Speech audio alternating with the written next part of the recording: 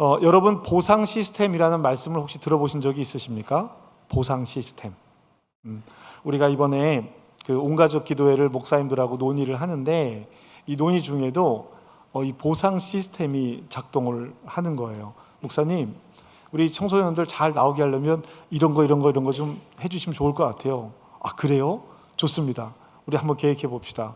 이것도 하고 저것도 하고 올 수만 있다면 뭐 다 해봅시다. 이런 논의들을 했습니다. 보상 시스템이라고 하는 것이 무조건 잘못되어졌다라고 하는 것은 아니에요. 그럴 수 있습니다. 적재적소에 잘 사용하면 동기부여하는데 큰 도구가 되기도 합니다. 그래서 학교에서도 가정에서도 자기 스스로에게도 뭐 그런 거 있잖아요. 이번 달에 나 뭐 열심히 잘하면 내가 나에게 주는 선물이야 라고 하면서 이렇게 막 하고 싶은 거 하는 것, 이것도 하나의 보상 시스템입니다. 잘하면 상 받고 잘못하면 벌 받아야 돼. 이게 기본적인 마음과 생각들입니다. 교회에도 아주 이런 보상 시스템으로 잘 사용되고 있는 것이 하나가 있습니다. 뭘까요? 달란트. 아이들에게 말씀 외워오면 달란트 주고, 뭐 이렇게 출석하면 달란트 주고, 나중에 달란트 잔치를 통해서 아이들이 갖고 싶은 것들을 이렇게 선물로 주는 그런 것이 대표적인 보상 시스템이에요. 잘못됐다라고 말씀드리는 것이 아닙니다. 우리가 이 시스템은 우리에게 분명히 말하는 것이 한 가지가 있어요. 그 이면에 깔려있는 생각이 뭐냐면 네가 애쓰고 노력하면 달라질 수 있다라는 거예요. 애쓰고 노력하면 너도 변할 수 있어. 이 보상 시스템이 성취를 위해 노력하도록 동기를 부여한다라는 면에서는 자꾸 말씀드리지만 도움이 됩니다. 그러나 이것이 사람에 대한 존재에 대한 문제라면 달라질 수도 있겠다라는 거예요. 세상은 더 노력하는 사람이 더 많은 것을 얻어야 한다라고 말합니다. 더 많이 애쓴 사람들이 더 많이 갖는 것이 맞다라고 이야기합니다. 더 많이 일한 사람이 더 많은 소득을 누려야지라고 생각을 합니다. 그래서 능력 있는 사람이 더 많은 것을 누리며 살아가는 것, 온당하게 여기고 맞다라고 여기는 것이 세상의 법칙처럼 보입니다. 여러분, 요즘은 어떤지 모르겠어요. 얼마 전에 그 재미있는 학교들의 급훈이라는 것이 인터넷에 이렇게 떠돈 적이 있습니다. 뭐 급훈 기억나시죠? 뭐 정직, 성실, 근면 이런 거였어요. 앞에 이렇게 탁탁탁 이렇게 써 있는 거예요. 근데 얼마 전에 제가 본 그 급훈들은 이랬습니다. 대학 가서 미팅할래? 공장 가서 미싱할래? 미싱이요, 미싱. 재봉질. 30분 더 공부하면 내 남편의 직업이 바뀐다. 10분 더 공부하면 마누라가 바뀐다. 여기 제 얘기가 아니라 써 있는 걸 그대로 불러드리는 거예요. 또 이런 것도 있었습니다. 네 성적에 잠이 오냐? 재미있게 동기부여를 하는 것처럼 보이지만 이 급훈들이 지배하고 있는 이야기는 결국 보상 시스템이에요. 네가 지금 이렇게 해서 이렇게 하면 나중에는 이런 것들을 누리며 살아가게 될 거야 라고 말하는 것이죠. 그런데 이것이 인간 존재에 대한 이야기라면 어떨까요? 우리가 사랑받을 만하면 사랑받고 사랑받지 못할 것 같으면 사랑을 안 받아도 된다라고 생각하면 어떻게 될까요? 사랑받기 위해서, 인정받기 위해서 더 끊임없이 노력하고 애써야만 너는 사랑받을 수 있는 존재야 라고 말한다면, 이런 보상 시스템이 여기에 작동을 한다면 어떻게 되겠느냐라고 하는 것입니다. 노력하지 않아서 너는 지금 벌을 받는 거야. 네가 그런 형편에 있는 것은 네가 그런 노력을 하지 않아서야 라고 말한다면 그것만큼 안타까운 일이 없을 겁니다. 구약 성경을 읽다 보면 그런 이야기들이 나오기는 해요. 이스라엘이 벌을 받습니다. 이스라엘의 불순종과 그에 따른 결과를 반복해서 등장하는 얘기들이 성경에 나와요. 예언서의 거의 대부분의 내용은 이스라엘이 이러한 죄를 지었고 이러한 죄 때문에 이러한 벌을 받았다라고 하는 이야기입니다. 우상을 섬겼어요. 그 결과 어땠습니까? 이방 나라들의 지배를 받았고 고난을 받게 되었습니다. 그러면 성경에 말하는 것 맞지 않아요? 잘못하면 벌 받고 잘하면 칭찬받는 것, 권선징악, 구약의 말씀들이 대부분 그런 이야기들로 되어 있잖아요. 그러면 하나님도 이 보상 시스템을 사용하시는 것이 아닙니까? 이렇게 생각할 수 있습니다. 여러분, 하나님께서 죄를 죄라고 말씀하시고 죄의 결과를 말씀하셨어요. 안 하신 게 아닙니다. 이건 죄야. 이건 잘못한 거지. 너희들 이러면 벌 받을 거야. 나라가 멸망할 거고 너희들 어려움에 처하게 될 거야. 하나님이 분명히 말씀하셨어요. 그러나 그 말씀이 이스라엘의 죄가 하나님의 사랑의 언약을 무효시키는 일은 아니었다라는 거예요. 여러분, 하나님께서 죄를 죄라고 말씀하셨다고 해서 하나님께서 끊임없이 하나님을 떠나는 그 백성들을 포기하고 버리신 것이 아니라 끊임없이 다시 찾아오려고 노력하셨다라는 거예요. 구약의 호세아서를 보면 그 결혼하는 이야기가 나옵니다. 호세아 선지자의 이야기로 그 비유가 나오는데요. 결혼하기 전부터 다른 남자가 있었던 아내였어요. 결혼하고 나서도 계속 아이를 낳으면서도 계속 다른 남자들을 만나러 다닙니다. 어떻게 해야 돼요? 정리해야죠. 안 되는 겁니다. 그런데 하나님 뭐라고 말씀하세요? 가서 찾아오라고 말씀하시는 거예요. 찾아와서 다시 내 아내를 삼고 다시 네가 사랑해줘야 돼 라고 말씀하시는 것이 호세아서에 나오는 이야기입니다. 하나님께서 말씀하시는 게 뭐예요? 사랑받을 만해서가 아니라 그 존재는 내가 계속 품어내겠다라고 말씀하시는 겁니다. 여기서 우리가 분명하게 구별해야 하는 일들이 있습니다.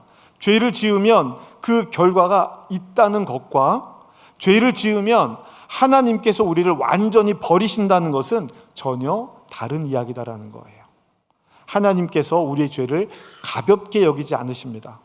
그 죄에는 반드시 대가가 있을 거예요. 그러나 그 죄의 대가가 하나님께서 우리에게 행하시는 마지막 일은 아니다라는 것입니다. 구약에서 약속되어졌고 기다려졌던 하나님의 뜻이 있어요. 예수께서 그리스도로 우리에게 오신 것입니다.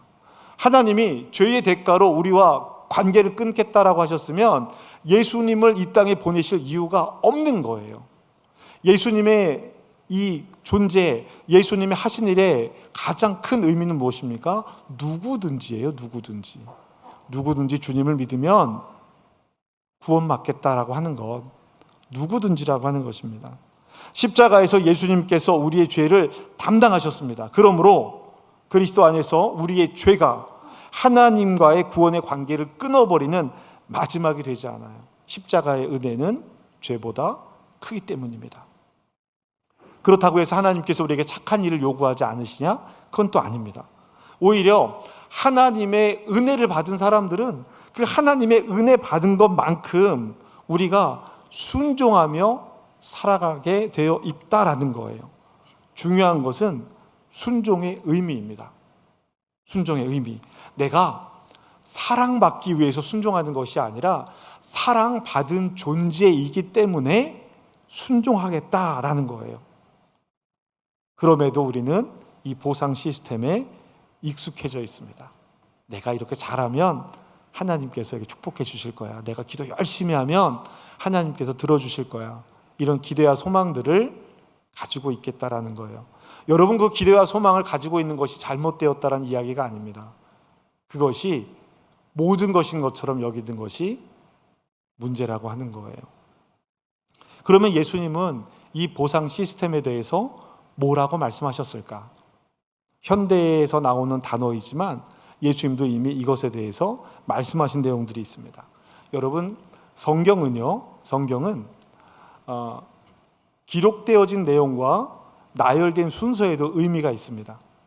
우리가 지금 성경을 보고 있는데 이 성경이 구약 성경에 우리는 말라기로 끝을 나고 있지만 히브리 성경에서는 역대상하로 마지막을 끝내고 있습니다. 그럼 이 개신교회는 왜 말라기로 끝을 내고 있을까? 의미가 있는 거예요. 거기에 놓여진 의미가 있는 겁니다. 마태, 마가, 누가, 요한복음, 예수님에 대한 이야기를 하고 있는 이 복음서들도 놓여진 이야기가, 놓여진 위치가 다른 경우들이 있어요.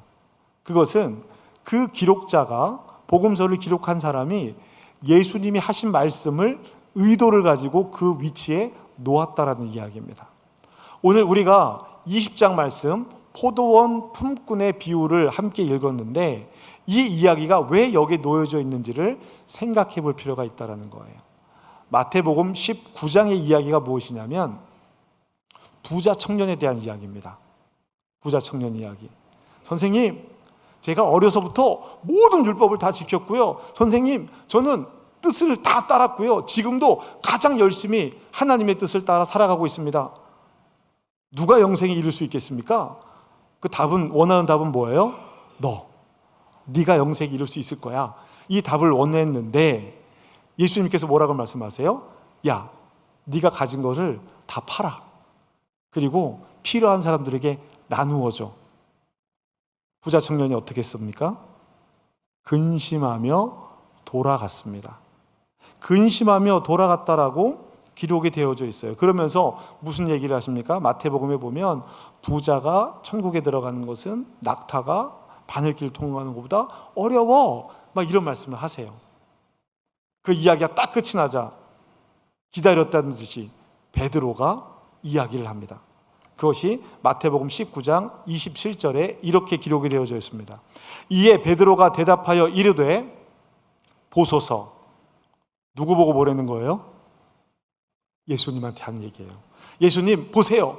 우리 좀 보세요. 나와 내 뒤에 있는 우리 제자들을 좀 보세요. 우리는 모든 것을 버리고 주를 따랐습니다.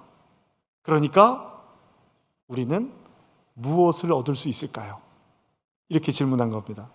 앞에 부자 청년 근심하며 갔잖아요. 그리고 예수님께서 비유로 부자의 비유를 말씀해 주셨어요. 낙타 이야기만 하시면서 이야기를 했어요. 베드로가 가만히 들어보니까 우린 다 괜찮아. 집도 버리고 아내도 버리고 다 버리고 나왔어요. 예수님을 따라왔어요. 그러면 우리는 영생을 너희들은 얻을 거야 라는 이야기를 예수님께서 해 주실 것 같은 거예요. 베드로가 좀 급하잖아요. 얼른 물은 겁니다. 우리는요? 우리는 어때요? 쟤는 근심하며 갔고 우리는 어때요? 그러니까 예수님께서 잘 들어봐 하고 말씀하신 것이 20장 1절부터 시작하는 포도원 품꾼의 비유입니다. 베드로의 질문은 아주 자연스러웠어요. 적절한 때에 적절하게 질문했습니다. 우리가 이렇게 많이 했는데 우리는 무엇을 받겠습니까? 이렇게 질문했고 예수님은 대답하시는 거예요. 그러니까 이 포도원 품꾼의 비유는 단순히 돈을 얼마큼 벌고 받느냐의 문제, 노동의 임금에 대한 문제가 아니라는 이야기입니다. 하나님 나라의 계산법에 대해서 이야기를 하고 있는 거예요. 하나님 나라를 세상의 계산법으로 이렇게 하면 이만큼 받는 거 아니에요? 라는 이해를 인간의 마음에 대한 이야기를 예수님께서 하고 계신 것입니다. 이야기는 이렇게 시작이 되죠. 하나님 나라는 이와 같습니다. 이른 아침에 포도원에 일꾼을 구하러 간 주인과 같아요 라고 시작을 하십니다. 이른 아침 포도원 일꾼들을 모으러 장터로 나갑니다. 그리고 그곳에서 일꾼들을 모아서 일터로 보냅니다. 이때 이 주인이 한 데나리온이라고 하는 금액을 이야기해요. 내가 한 데나리온을 줄 테니까 당신들 포도원에 가서 일합시다. 여러분, 한 데나리온은 그 당시 하루 품삯에 해당하는 금액이에요. 적절한 금액입니다. 이 약속을 받고 신이 나서 포도원으로 갔어요. 그런데 제3시, 우리의 시간으로는 오전 9시쯤입니다. 그러니까 오전 6시쯤에 일하러 간 사람들이 있고 9시쯤에 장터에 나왔더니 또 놀고 있는 사람들이 있는 거예요. 주인은 그들에게도 포도원에 가서 일해라 라고 이야기합니다. 근데 여기에 재미있는 지점이 있습니다. 우리 4절 말씀인데요. 우리 4절 함께 읽어보실까요? 함께 읽겠습니다. 시작.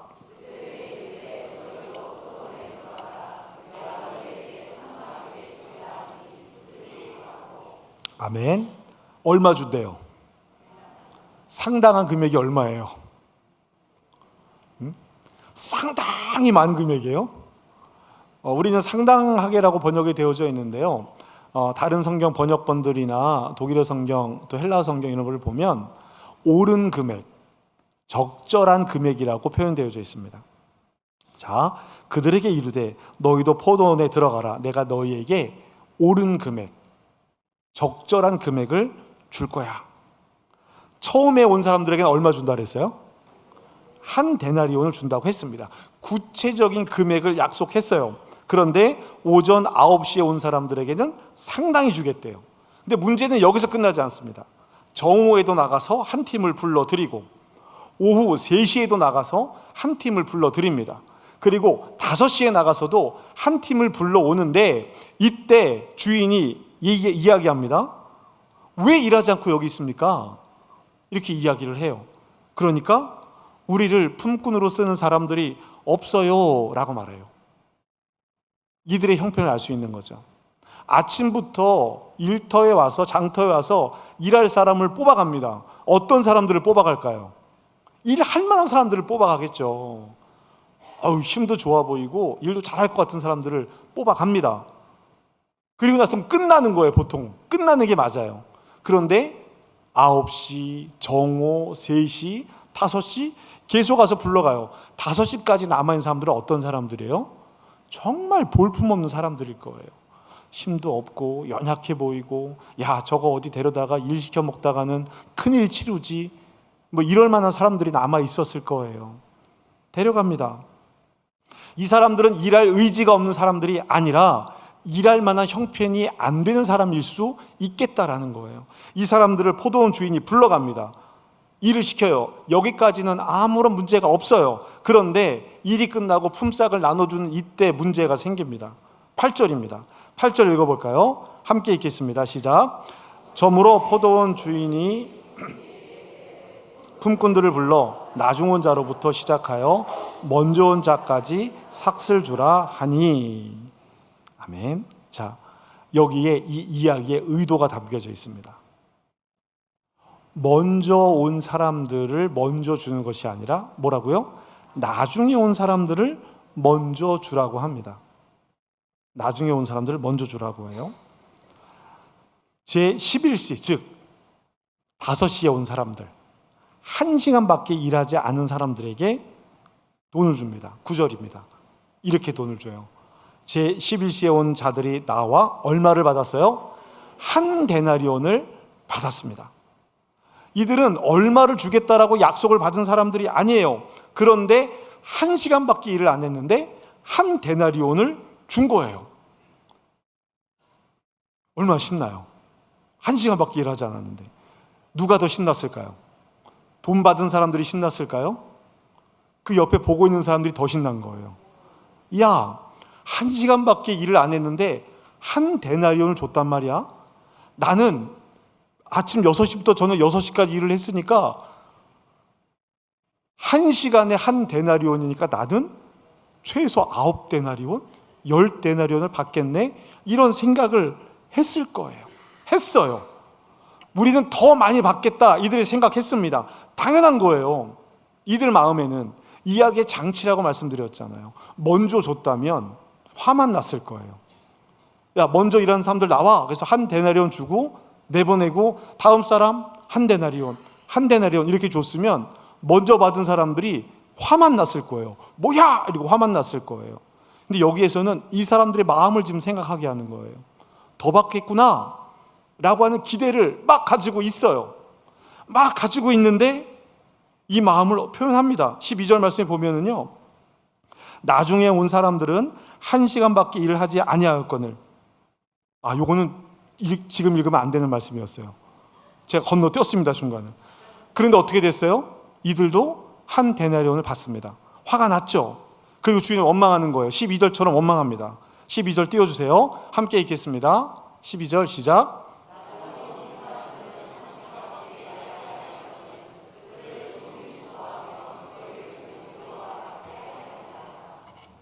자, 여러분 보세요. 한 데나리온을 약속받은 사람들이 그날 종일 일할 것을 몰랐습니까? 그날 날이 더운 거를 몰랐겠습니까? 아침에 올 때부터 이들은 더운 날 하루 종일 일해서 하루 품삯인 한 데나리온을 받을 것을 알고 온 사람들이에요. 그런데 이렇게 이야기하는 거예요. 여러분, 이 사람들의 말이 이상합니까? 아니에요. 그럴 수 있어요. 세상의 계산법으로 보면 너무나 당연한 말 아닙니까?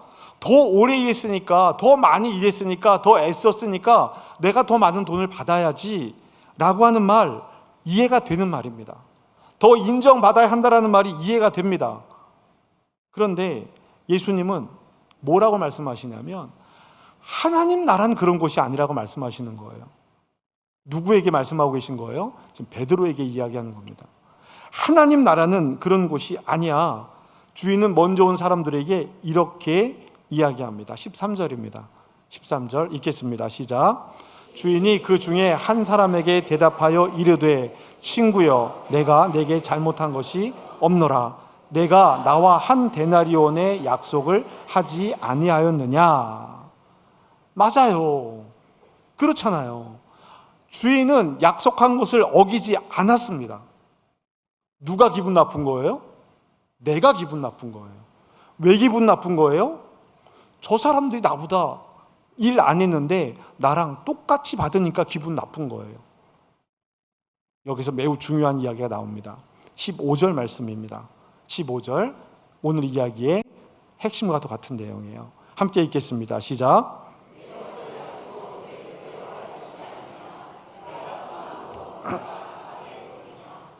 아멘.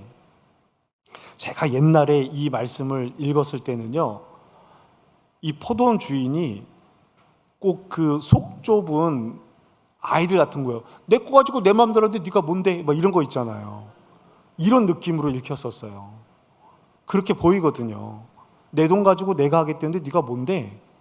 이렇게 말하는 것처럼 보여요. 그런데 그 뒤에 말씀을 더 중심을 두고 읽으면 이 내용은 전혀 달라집니다. 내가 선한데 네가 지금 나를 악하다고 말하니? 라고 이야기하는 거예요. 이 비유의 핵심입니다. 내가 선한데 네가 나를 악하다고 말하고 있니? 선함을, 주인의 선함을 바라보지 못하고 자기의 마음으로 주인을 평가하고 있는 이 사람들의 마음을 이야기하는 것입니다.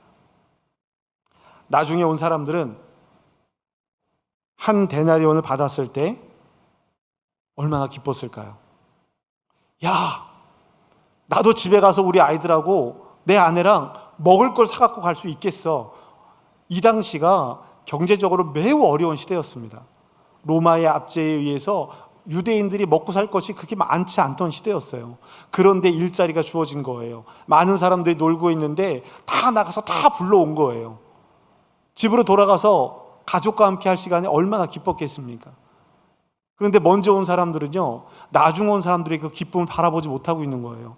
야, 쟤네들도 오늘 집에 가서 맛있는 거 먹을 수 있겠구나, 한 끼 식사를 할 수 있겠구나, 이 마음을 바라보지 못하고 저 사람들도 오늘 큰 은혜를 받았구나, 이 사람들을, 이 마음을 바라보지 못하고 내가 가질 것만 더 헤아리고 있었던 거예요. 야, 저들이 저만큼 받았으니까 나는 더 받겠구나, 내 것만 헤아리고 있었습니다. 왜 그랬어요? 비교하고 있는 거예요. 내가 저 사람보다, 저들보다 나으니까 먼저 일자리에 불려왔지, 나는 저 사람들보다 더 많이 일했지, 하루 동안 내가 수고한 게 더 많지, 그러니까 주인은 약속한 금액이 아니라 저 사람들에 비해서 내 수고와 노고를 더 많이 생각해 줘야 돼 라고 누가 생각하고 있는 거예요? 내가 생각하고 있는 거예요. 내가. 그러니까 그 사람들이 받고 있는 기쁨에, 즐거움에 동참하지 못하고 내 것만 더 바라보고 있는 거예요. 여러분, 혹시 우리에게 이런 마음이 있지 않습니까? 내가 평생 하나님을 믿고 하나님을 따르고 섬겼는데 하나님 나 더 사랑해 주지 않을까? 저 사람은 나보다 교회에 늦게 왔으니까 내가 더 인정받아야 되는 거 아니야? 내가 더 먼저 좋은 자리로 가야 되는 거 아니야? 이런 생각이 있는 것은 아닙니까? 나는 목사니까 모든 것을, 더 많은 것을 포기하고 목사로 살아가고 있으니까 하나님께서 나를 더 충성스럽게 보실 거야. 나는 장로니까, 나는 권사니까, 나는 오랫동안 교회에서 봉사했으니까 하나님께서 나를 더 기억해 주실 거야. 성도들과 함께 이야기를 나누다 보면 하나님이 나를 얼마나 사랑하고 계신지에 대한 감격을 이야기하기보다 내가 이 교회에서 어떤 봉사를 했는지 아십니까? 라는 이야기가 훨씬 더 많아요. 저는 이런 것도 하고 이런 것도 하고 이런 것도 했습니다. 이전 교회에서 이런 봉사들을 했습니다. 하나님이 나를 얼마큼 사랑하시고 나에게 어떤 은혜를 베풀어 주셨습니다 라는 이야기에 앞서 내가 한 일들을 먼저 이야기하는 경우를 많이 봅니다. 하나님께서 나를 더 기억해 주실 거야. 그런 생각을 갖고 있지 않습니까? 이것이 공로주의입니다. 내가 한 일을 계산해서 하나님 앞에 내놓는 거예요. 그리고 그만큼 하나님도 나에게 값을 지불해 주시기를 원하는 겁니다. 하나님, 내가 이거 했어요. 하나님, 내가 이거 포기했습니다. 그리고 마음속으로 이렇게 이야기합니다. 그러니까 하나님도 그만큼 나를 더 대우해 주셔야 합니다. 그러나 예수님은 뭐라고 말씀하세요? 하나님 나라는 그런 곳이 아니다라고 말씀하십니다. 늦게 온 일꾼들이 한 데나리온을 받은 것은 그들이 한 데나리온을 받을 만한 자격이 있어서가 아니에요. 어떤 사람들은 그렇게 이야기하기도 합니다. 늦게 불려왔으니까 더 열심히 일했을 거야. 먼저 온 사람들은 일하다 꾀가 나가지고 대충 했을 거야. 그러니까 일의 성과로만 보자면 똑같았을 거야. 여러분, 성경이 만약에 그걸 이야기하고 있다면 뒤에 이야기가 달라졌어야겠죠. 아니에요. 이 사람들은 한 데나리온만큼 일할 수 있는 능력이 안 되는 사람들이 맞습니다. 그 사람들을 불러온 거예요. 왜요? 포도원 주인이 선하기 때문이에요. 내가 선한데 너희가 나를 악하다라고 할 수 있겠느냐라고 하는 이야기입니다. 하나님의 은혜는 우리가 받을 자격들을 계산해서 주시는 은혜가 아니라는 겁니다. 하나님의 선하신, 하나님의 인자하심은, 하나님의 넉넉하심은 우리 일을 계산해서 주시는 것이 아니라는 거예요. 그러면 설명이 안 되는 일들이 많아요. 만약에 그런 분이시라면 교회에 충성하고 애쓰고 봉사하고 열심히 하나님의 일 섬기신 분들이 질병 가운데 넘어지고 경제적인 어려움으로 넘어지는 것을 볼 때가 있습니다. 그럼 우리 마음속에 어떻게 생각해요? 욥처럼, 욥의 친구들처럼 생각하는 거예요. 잘 생각해봐. 네가 하나님한테 잘못한 거 있을 거야. 분명히 있어. 하나님은 정의의 하나님, 공의의 하나님이거든. 네가 잘못하지 않았는데 너에게 그런 일이 생길 리가 없잖아. 공로주의예요. 하나님께서는요, 자기 백성을 포기하시는 분이 아닙니다. 예수님을 보내주셨잖아요. 그 하나로 하나님의 은혜는 다 설명이 되고 이해가 되는 것입니다. 하나님의 선하심은 예수 그리스도 안에서 아주 분명하게 나타나고 있는 거예요. 우리가 하나님을 먼저 사랑한 것이 아니라 하나님께서 우리를 사랑하고 계시다라는 것. 사도 요한은 요한일서 4장 10절에서 이렇게 이야기합니다. 사랑은 여기 있으니 우리가 하나님을 사랑한 것이 아니요 하나님이 우리를 사랑하사 우리 죄를 속하기 위하여 화목제물로, 하나님과 우리를 화해시키는 화목의 제물로 그 아들을 보내셨습니다. 아멘. 여러분, 이것이 복음입니다. 우리가 하나님께 무엇을 했기 때문에, 보여드렸기 때문에 하나님께서 우리를 사랑하는 것이 아니라 하나님께서 먼저 우리를 사랑하셨기 때문에 우리가 이 자리에 있을 수 있는 거예요. 예수의 가장 큰 사랑의 증거, 십자가입니다. 그러면 여기에서 이런 질문이 생길 수 있어요. 우리 아무런 일 안 해도 되는 거 아니에요? 착한 일 안 해도 되지 않아요? 아니요, 오히려 그 반대죠. 은혜를 제대로 아는 사람들이라면 은혜에 감사한 마음으로 이전보다 더 하나님의 일에 충성하고 순종하고 봉사할 수 있는 것입니다. 왜 그래요? 내가 하나님 앞에 인정받기 위해서 한 일이 아니라 이미 받은 사랑을 가지고 그 자리에 있기 때문입니다. 그 마음으로 하기 때문에 하나님께 무엇을 얻어내기 위한 봉사가 아니라 하나님의 사랑에 응답하는 일이기 때문에 더 많은 일들을 더 많이, 더 순전하게 행할 수 있는 거예요. 이미 받은 사랑이 크기 때문입니다. 내가 다른 사람들보다 더 나은 사람이 되기 위해서 나누는 것이 아니라 하나님께서 먼저 주신 은혜를 나누며 살아가는 거예요. 우리가 왜 인색합니까? 내가 더 가지려고 하기 때문에 인색한 거예요. 내가 더 필요로 하기 때문에, 내가 더 부족하다라고 생각하기 때문에 인색한 것입니다. 하나님은 우리가 가진 모든 것들을 하나님의 선물이라고 말씀하세요. 우리의 생명도 선물이고, 가족도, 오늘 하루도, 우리가 가진 재능들도 다 하나님의 선물입니다. 그러니까 나누며 살아갈 수 있는 거예요. 이제 여러분에게 이 말씀을 두고 세 가지 질문을 드려보려고 합니다. 첫 번째 질문입니다. 나는 하나님께 사랑받기 위해서 일하고 있습니까? 아니면 사랑받았기 때문에 일하고 있습니까? 그렇습니까? 사랑받았기 때문에 일하고 있는 것입니까? 지켜보겠습니다. 그러면 어때요? 기쁨이 넘쳐요.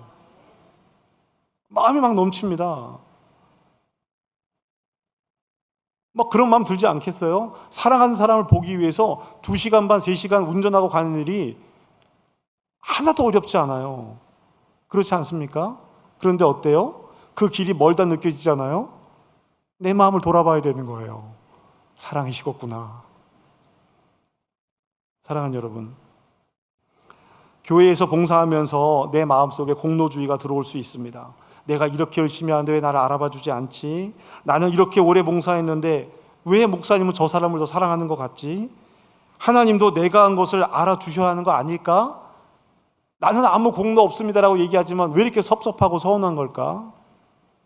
이 질문을 첫 번째로 드립니다.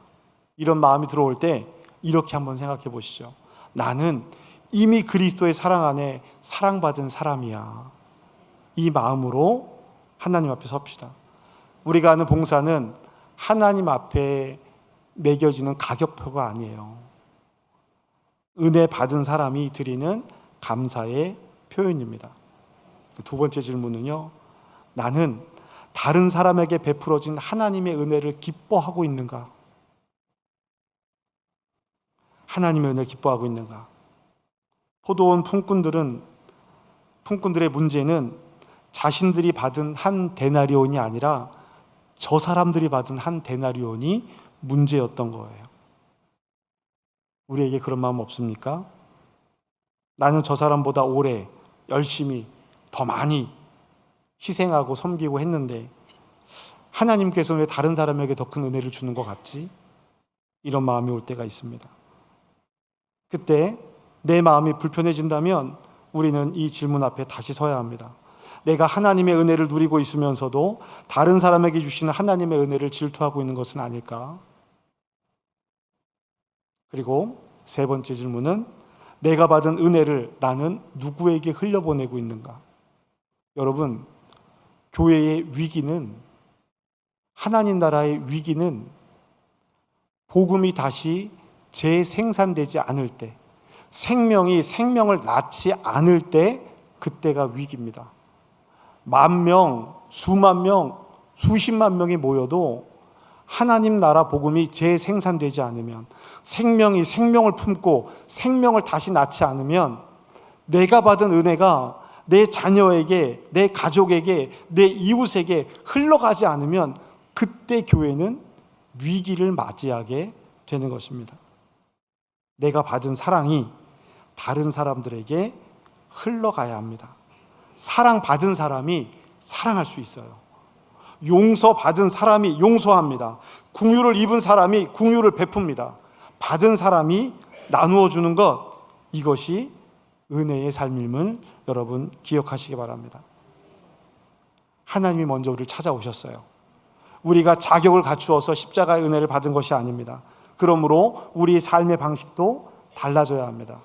보상에서 은혜로, 공로에서 감사로, 비교에서 기쁨으로, 경쟁에서 사랑으로. 이것이 하나님 나라의 삶이에요. 예수님께서 말씀하시는 하나님은 선하신 하나님이시고 아름다운 하나님이십니다. 사랑이 넘치는 하나님, 신뢰할 만한 하나님, 자기를 희생하시고 용서하시는 하나님입니다. 전능하시지만 모든 것을 다 할 수 있으시지만 우리를 억압하는 분이 아니라 우리를 돌보시겠다라고 말씀하시는 하나님이십니다. 우리를 정죄하기 위해서 기다리시는 분이 아니라 그리스도 안에서 우리를 살리시기 위해서 먼저 찾아오신 분임을 우리가 기억했으면 좋겠어요. 사랑하는 여러분, 하나님께 사랑받기 위해서 애쓰는 삶에서 벗어나시기 바랍니다. 이미 우리는 그리스도의 사랑 안에 있습니다. 그 사랑으로 내가 한 일을 계산하며 하나님 앞에 내놓는 삶에서 벗어나기를 주님의 이름으로 축복합니다. 십자가에서 이미 주어진 은혜를 바라보십시오.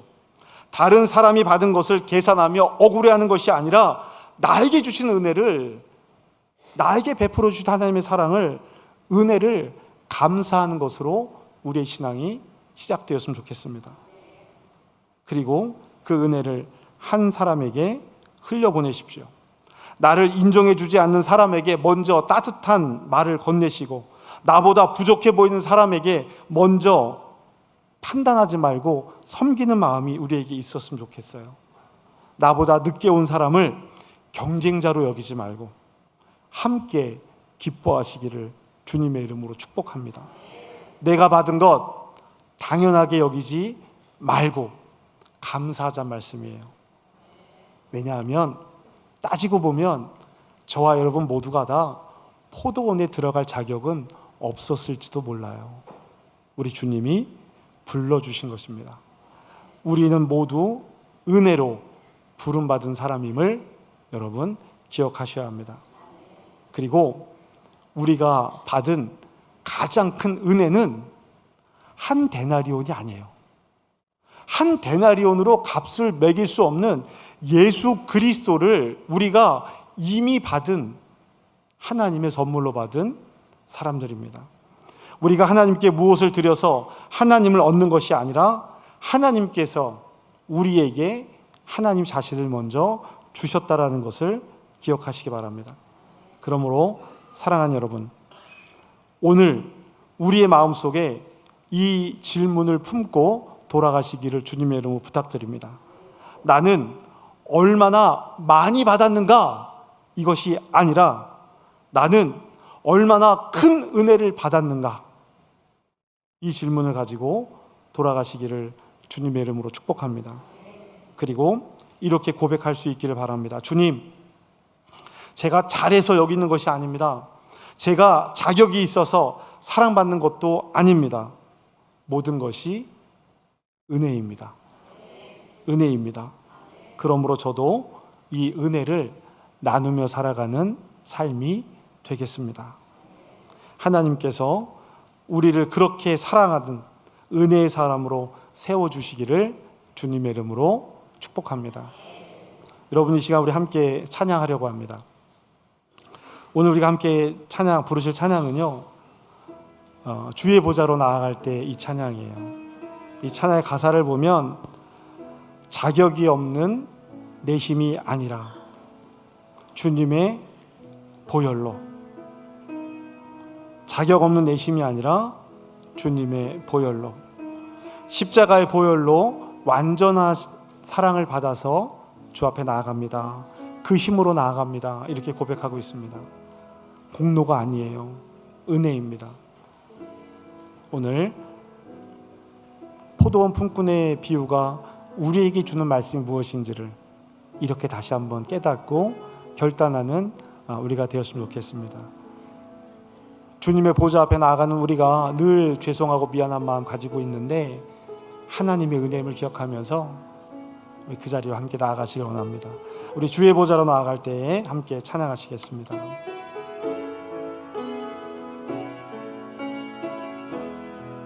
주의 보좌로, 주의 보좌로 나아갈 때에 어떻게 나가야 할까?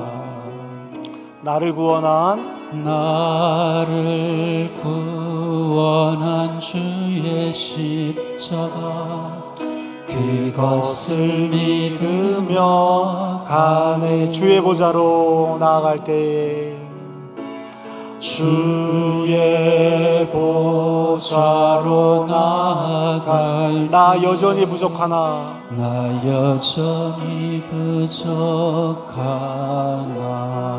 나를 품으신 주의 그 사랑 나를 품으신 주의 신사랑 그것을 믿으며 가네. 자격 없는 내 힘이 아니 자격 없는 내 힘이 아니 오직 예수님의 보혈로 오직 예수님의 보혈로. 다시 한번 고백합니다. 자격 없는 내 힘이 아니라 자격 없는 내 힘이 아니 오직 예수님의 보혈로 예수님의 보혈로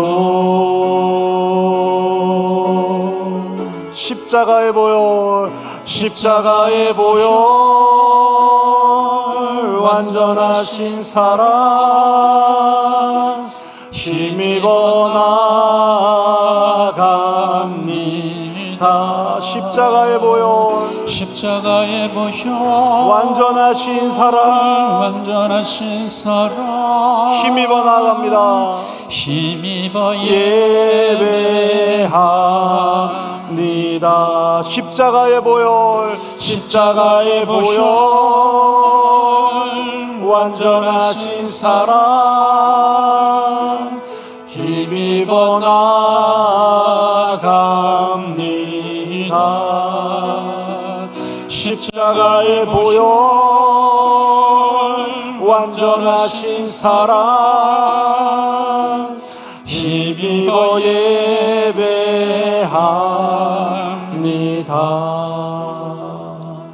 오늘 이 찬양과 함께 오늘 우리에게 주신 말씀을 다시 한번 돌아봤으면 좋겠습니다. 은혜의 하나님이 저와 여러분의 하나님이십니다. 우리의 공로를 따지시는 분이 아니라 자격이 없고 내 힘이 없어도 예수 그리스도의 보혈로 말미암아 이미 우리는 구원받은 자의 자리에 와 있습니다.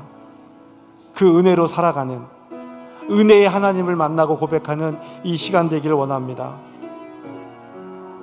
여전히 부족하고 여전히 부족하지만 하나님께서 나를 괜찮다 여겨주셨으니 나를 불러주셨으니 이제 감사한 마음으로 그 자리에 나아가길 원합니다. 우리 이 시간 이렇게 고백하면서 함께 결단하며 기도하기 원합니다. 우리 함께 기도하시겠습니다. 하나님, 오늘 우리에게 말씀을 주셔서 감사합니다. 하나님, 우리에게 먼저 찾아오시고 우리와 함께 하시는 하나님을 만날 수 있어서 참 감사합니다. 하나님, 나의 공로와 나의 애씀과 나의 수고로 하나님 앞에 나오는 것이 아니라 그저 있는 모습 그대로라도 괜찮으니 하나님의 사랑을 받아들인 우리가 하나님 안에 인정하는 마음으로 주님, 저희가 여기 있습니다. 나의 공로와 나의 애씀으로 하나님 앞에 나오는 것이 아니라 하나님 먼저 받은 그 사랑으로 말미암아 먼저 받은 그 은혜로 말미암아 하나님 내가 주 앞에 나왔습니다. 그래서 내가 은혜를 나눌 수도 있고 내가 공유를 나눌 수도 있고 내가 사랑하는 마음을 나눌 수도 있는 것이 내 능력과 내 힘이 아니라 하나님께서 우리에게 주신 그 마음의 길을 따라서 순종하는 마음으로 일어섰을 때 그런 일들이 가능함을 다시 한번 결단하며 고백합니다. 그러니 하나님, 오늘 우리가 은혜의 하나님을 만날 수 있음을 감사로 고백할 수 있게 하여 주시옵소서. 하나님의 사랑을 받기 위해서 애쓰고 수고하는 삶이 아니라 하나님, 다른 사람에게 베풀어진 하나님의 은혜를 시기하고 질투하는 것이 아니라 하나님, 나만 갖겠다고 나만 품겠다고 욕심내는 것이 아니라 하나님, 하나님 안에서 사랑을 나누며 흘려보내며 은혜를 감사하며 주신 것 하나님 나누며 살아갈 수 있는 기쁨을 우리에게 허락하여 주시옵소서.